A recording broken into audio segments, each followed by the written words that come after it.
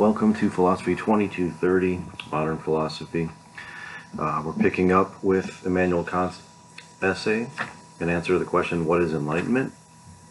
We left off last time the bit of a tension, a kind of paradox almost in Kant's account here. On the bottom of page 2, top of page 3, Kant writes that for the kind of enlightenment he has in mind here, which is empowering individuals to reason autonomously, consistently, universally, to have tolerance for differing positions, and to have a public sphere in which people can debate and argue things freely.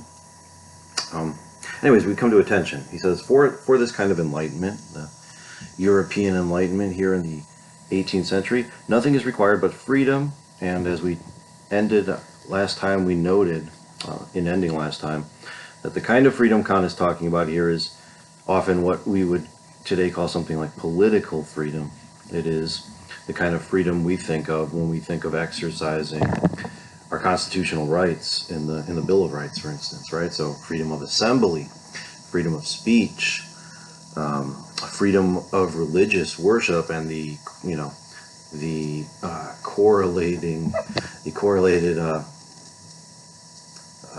tolerance for the religious worship of others, right? Everyone is free to, be spiritual or religious as they choose to be, and no one can impose a religion on anyone else. Anyways, these are kind of freedoms that that Kant, I think, has in mind here, and especially free speech and political assembly, right?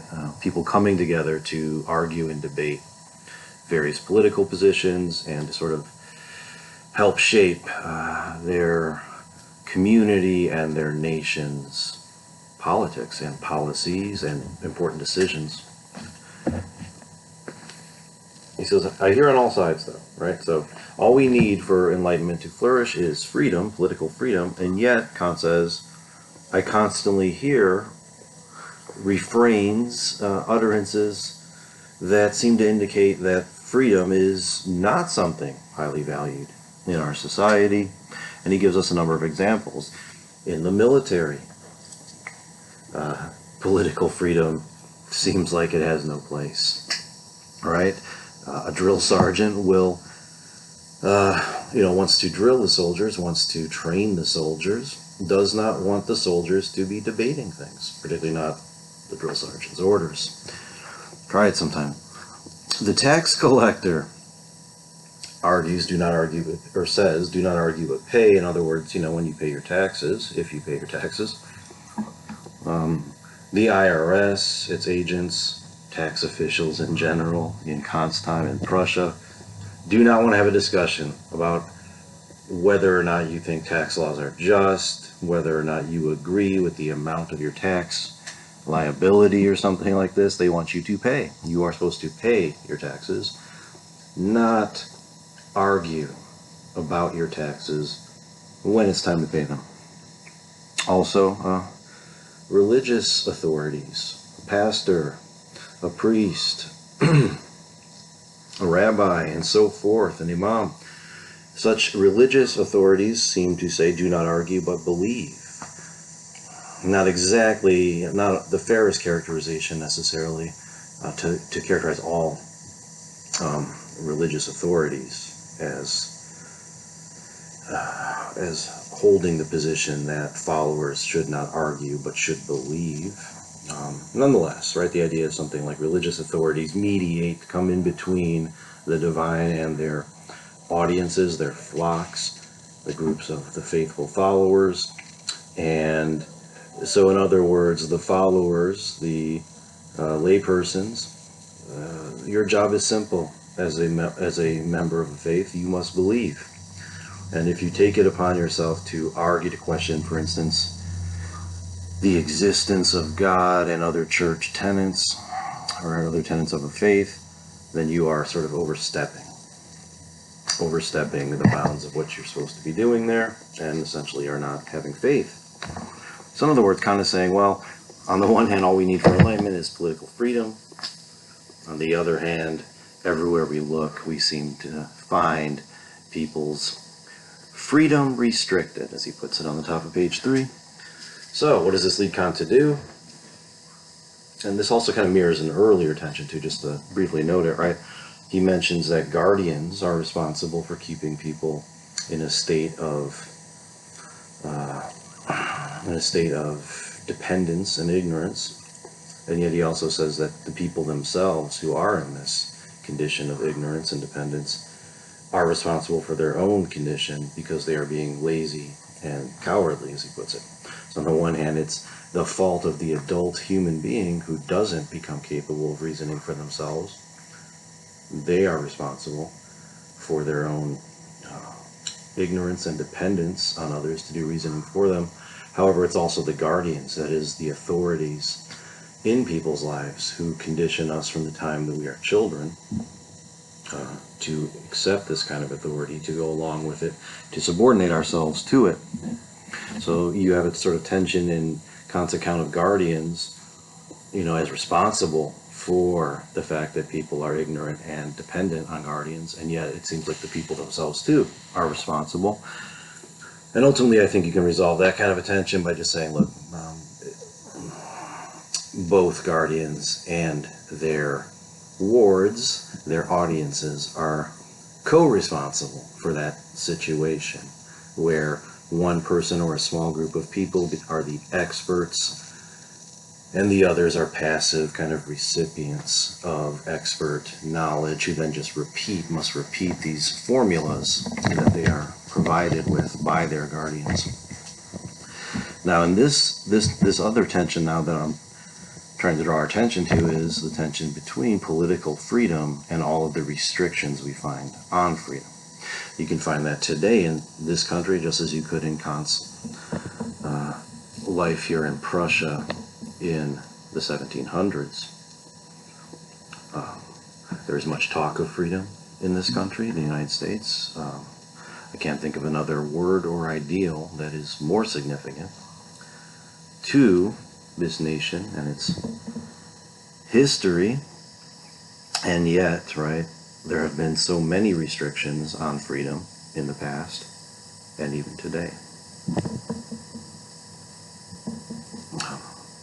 And there are just so many examples of this. I wouldn't know where to begin. You talk about restrictions on freedom today, people's Fourth Amendment rights against unreasonable search and seizure are routinely violated in this country, at airports, near the border, near any border that this country has, and other, plenty of other circumstances, right? So we have a sort of presumption that we should not be subject to random and unreasonable searches, that is, searches that do not have any kind of probable cause, that we should not constantly be surveilled and spied on. And that's supposedly one of the basic freedoms that makes this country what it is, and yet everywhere there are restrictions on even this freedom, even this Fourth Amendment freedom. So what this leads Kant to do is to draw a distinction between public and private use of an individual's reason.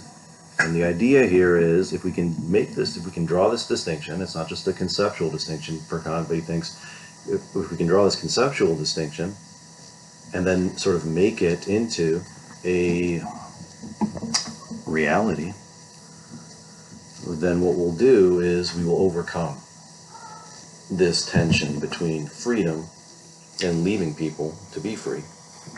How do we balance that against all the restrictions on freedom?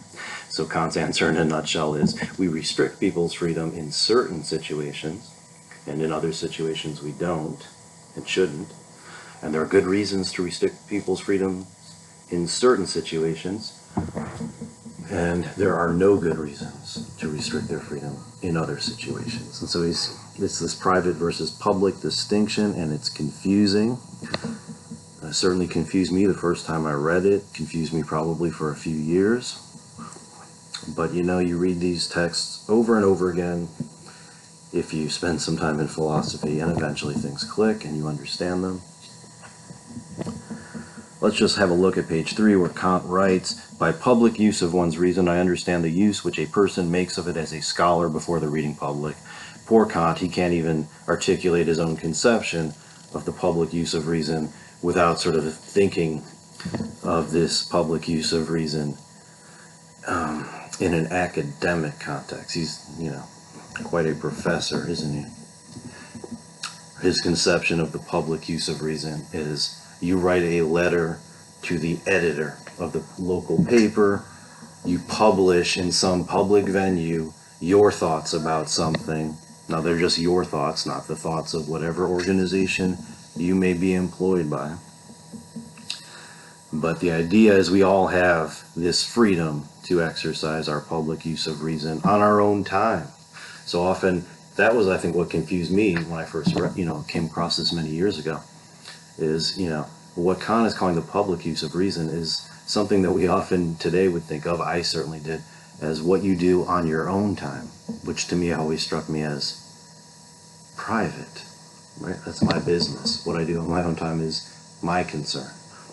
But for Kant, it's actually when you have your own time, you're not at work, you're not already part of some organization that's larger than you, that's committed to various tasks and goals, but instead you have freedom in your downtime, your off time, and you may exercise that freedom as you see fit. So when you're not at work, when you're not doing some activity that you have voluntarily entered into in a contract of any kind, but instead are not working and just want to, have your say about what's happening, that is the public use of reason. Private use, Kant writes on page 3, about 10 lines down from the top, private use I call that which one may make of it in a particular civil post or office which is entrusted to him. And let's not get hung up on the terminology, and he's going to go on to use the example of a pastor, basically, of a church. And the idea is something like this, right? You use your reason in a private sense when you are reasoning as a worker, basically, of any kind. You have some post or office. This may even be, a pastor. And his point here is something like this. A pastor, right, who's, can't remember the name of the church here, the denomination. It's irrelevant what the denomination is. Make it any Christian denomination, make it any sect of any religion. The idea is something like this priest, this pastor, whatever the case might be, is committed to whatever the doctrines and tenets of that church of which this priest or pastor belongs to and is representative of. So when you, put yourself forward as, this religious leader, and you have whatever background training that has qualified you for this, you are committed then to upholding the creeds and the dogmas and the affirmed traditions of that church. And if you personally don't agree with all of these, Kant believes, right, it is inappropriate to break with those tenets and dogmas and beliefs in your position. Instead, what you're required to do is, when you're not at work, you have the freedom to criticize what you are doing at work, what your organization is requiring you to do at work. You can criticize it, but you should do this not when you are actually doing the work, because you have voluntarily agreed to take up this post, and you're entered into what he thinks is a contract with your employer, basically. And as he puts it, right, if you don't like the terms of your employment, you are free to leave, he says. And so you should resign your post if you actually disagree so profoundly with the beliefs of the organization that you are a part of, right? But what you shouldn't do is, while holding that job and while working, disagree and criticize and question your organization and the leadership. Because, as he puts it, right, if everyone could do this, essentially it would paralyze the economy and it would make something like progress in the arts and sciences impossible, he thinks.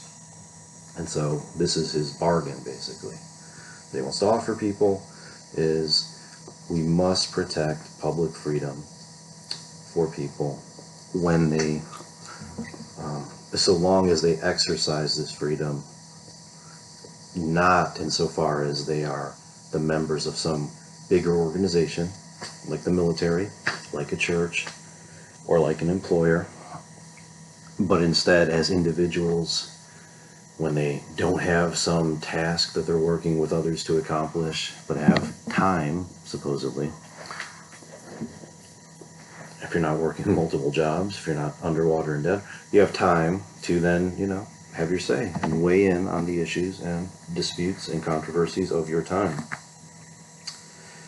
So this is his solution, basically, right? If we just allow people freedom to for the public use of their reason, if we allow everyone to have their say,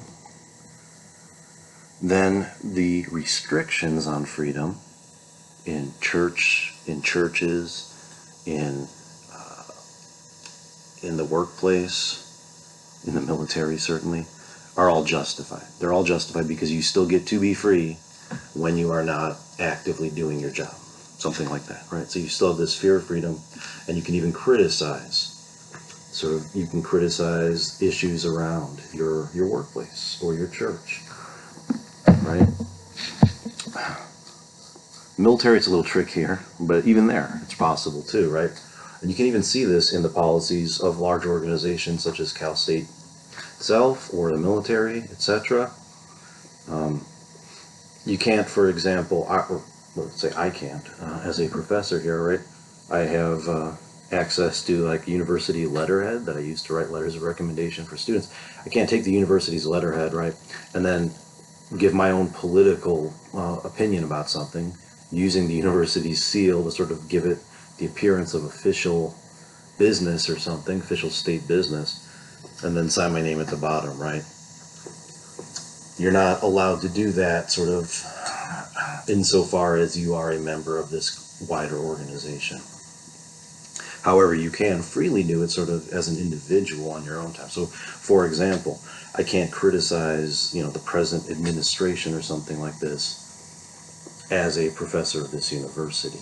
I can't put the university seal on sort of something I would write condemning the current president or something like that.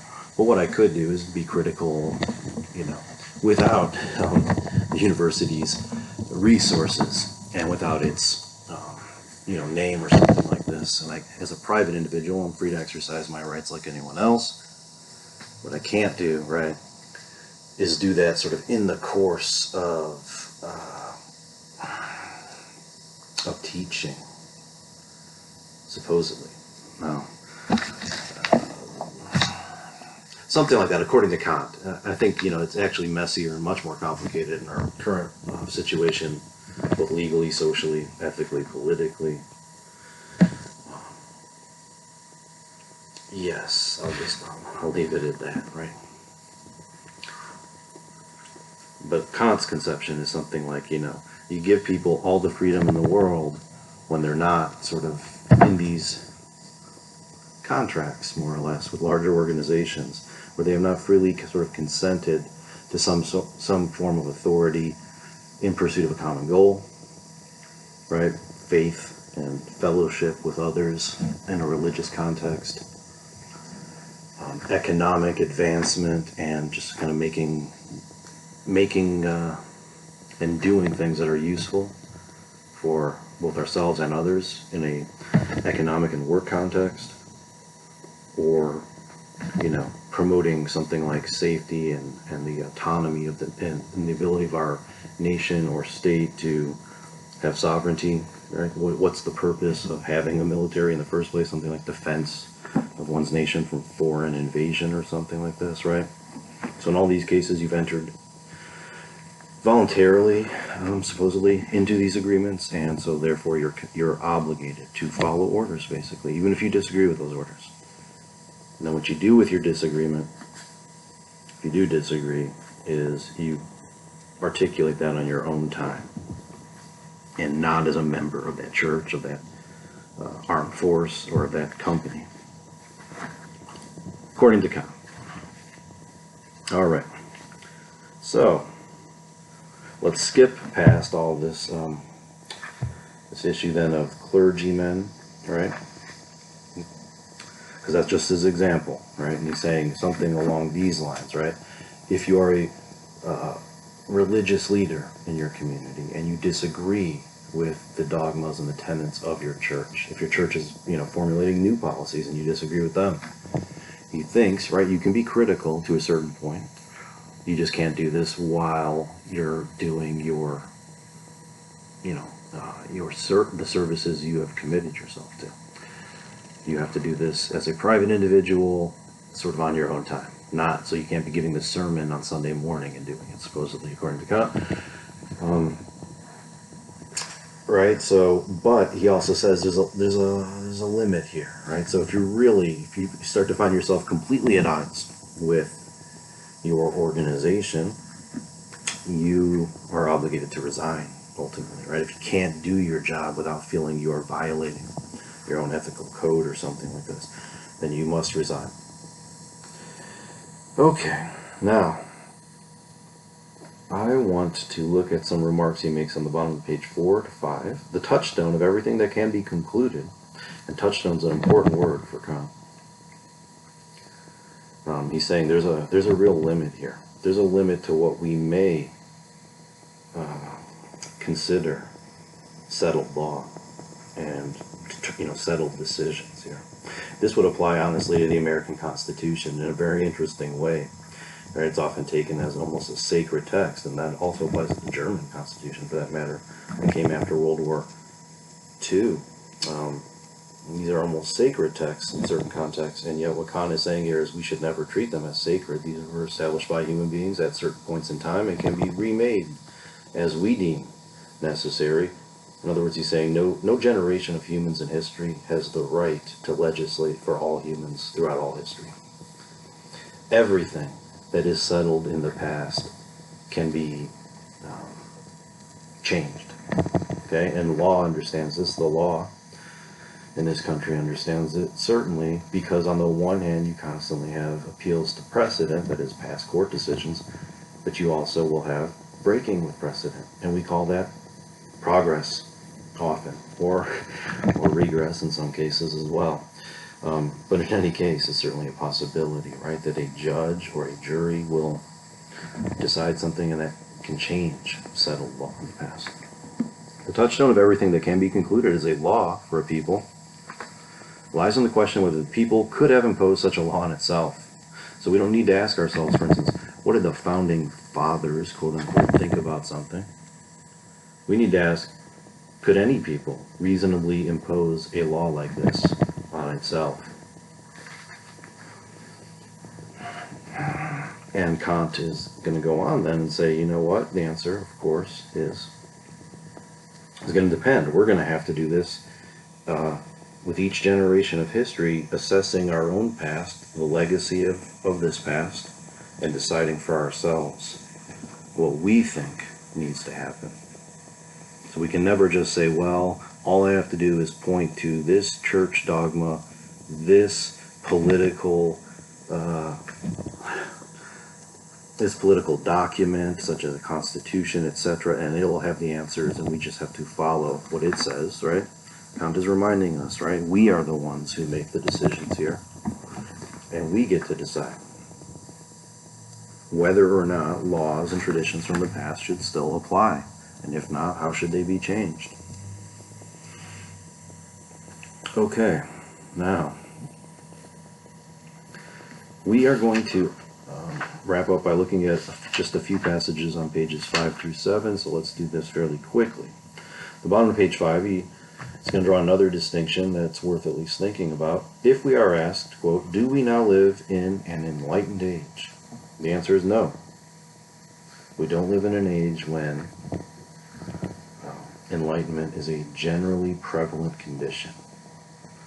Not in Kant's time, and certainly not today. That is, we do not live in an age where most human beings are able to reason for themselves without relying on others to do this work for them. No, Kant says, but we do live in an age of enlightenment. As things now stand, much is lacking, which prevents men from being, or easily becoming, capable of correctly using their own reason in, let's just say, any matters, frankly, with assurance and free from outside direction. From the time we are infants, we are bombarded and assailed with media, for example, in this country, saturating us. And this is as simple as cartoons and educational videos and whatnot, everything that we are exposed to, music, film, television, parents and peers, and so many other things, right, saturate us with direction from outside. But on the other hand, we have clear indications that the field has now been opened wherein men may freely deal with these things. So we do have something like a public sphere in which people are able to have their say. Both in Kant's time, this was, writing letters and going to the park and making speeches. But today, think about social media and the way everybody sort of has a say and contributes to an ongoing discussion about something like police brutality. And you'll find, right, there's a field that has been opened wherein men and probably it's mentioned here, so human beings may freely deal with these things, and that the obstacles to general enlightenment or the release from self-imposed tutelage are gradually being reduced. Kant had reasons for his optimism. We don't have those reasons anymore, right? Self-imposed tutelage has not gradually been reduced since Kant's time. Sadly, right? I feel like today we are living through just another crisis in which it's very clear that very few people in this country and in most places have been released from self-imposed tutelage. Okay, and an easy way to confirm this is to sort of assess people's opinions about things. And then what you find is polarized kind of views that correspond to certain public platforms with sort of lots of media resources to get the message out, for the most part. So, in this respect, Kant says, this is the age of enlightenment, or the century of Frederick, and I guess my response to this is, well, Kant, what an interesting age, and what an interesting century, because we're still apparently in this age, maybe. And even though it was the century of Frederick in the 1700s, here we are in the 21st century, and we don't seem to have made much progress here towards most people being able to reason for themselves. So, and what's the holdup here? What's the problem? If you look in the middle of page 6, the end of this paragraph in the middle of the page, Kant writes, men work themselves gradually out of barbarity if only intentional artifices are not made to hold them in it. And I think in a nutshell, this is where things went wrong. Intentional artifices have been made to hold humans in a condition of self-incurred tutelage. And not only have these intentional artifices been made, they were already made in Kant's time, right? He was struggling against them himself. That's what he's talking about, with what passes for guardianship and the work of guardians in societies in his time.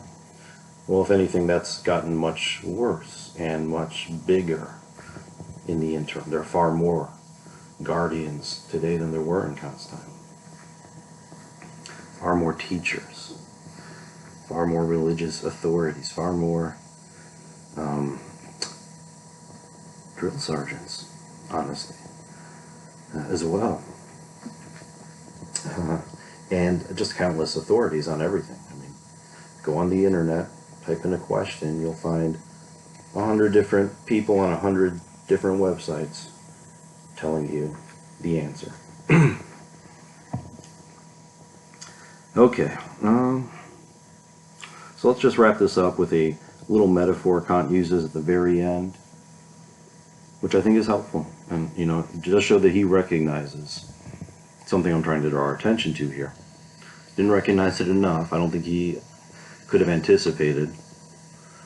But let's have a look. At the very bottom of page 6, here is shown a strange and unexpected trend in human affairs in which almost everything looked at in the large is paradoxical. That is, when you get up, say, I don't know, in outer space and look down on the earth, you get a different perspective, don't you, than when you're walking around the surface, right? So when you look at things from a bird's eye view, or on the sort of cosmic scale, well, the things that formerly seemed normal and understandable become paradoxical.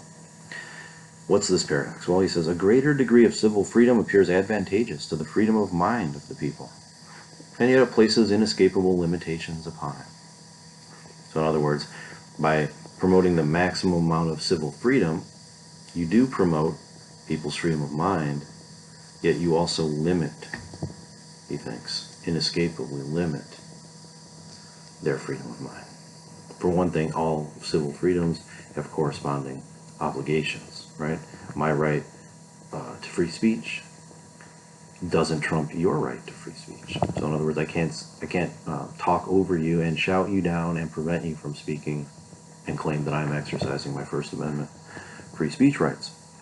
So there are always limitations placed upon freedom, even when we exercise our freedom in the form of rights. A lower degree of civil freedom, Kant writes, provides the mind with room for each man to extend himself to his full capacity. So he's actually arguing perhaps for less civil freedom, less exercise of political rights. And if there is less exercise, he thinks individuals can fully develop themselves and their minds. Let's look at this metaphor, though. As nature has uncovered from under this hard shell the seed for which he most tenderly cares, the propensity and vocation to free thinking. So this is, Kant considers autonomous thought, the ability to think for yourself and not to need other people to explain things to you. He compares that to a seed that we are trying to plant, right? So as nature has uncovered from under this hard shell the seed for which he most tenderly cares, this gradually works back upon the character of the people, this propensity and vocation for free thinking. That is, by allowing people to do this, even in a limited way, and by encouraging them to freely exercise their own reason, they gradually become capable of managing their freedom. So in other words, people need to start practicing and exercising free thinking, no matter how bad you are at it, right? No matter how bad you are at it at first, no matter how wrong you are, no matter what terrible mistakes you make, no matter how embarrassing it is, you will become capable of managing your own thought freely if you exercise your thought freely. It's like exercise in general, I guess. So let's leave Kant's metaphor alone and just use a metaphor I think that's more practical in terms of people's everyday experience. If you go to the gym after not exercising at all for years, speaking from personal experience here, it's quite painful. It feels kind of like torture, and you want to stop doing it. That's maybe the first thing you'll run into after about 10 or 15 minutes is, can I just stop doing this and go back to relaxing? Well, the idea is it gets easier with time, and eventually you even enjoy it. It's the same thing with the autonomous use of our own reason. All right, I'll let that suffice for our wrapping up of Kant's What is Enlightenment essay. I look forward to reviewing this with you and talking about it with you soon.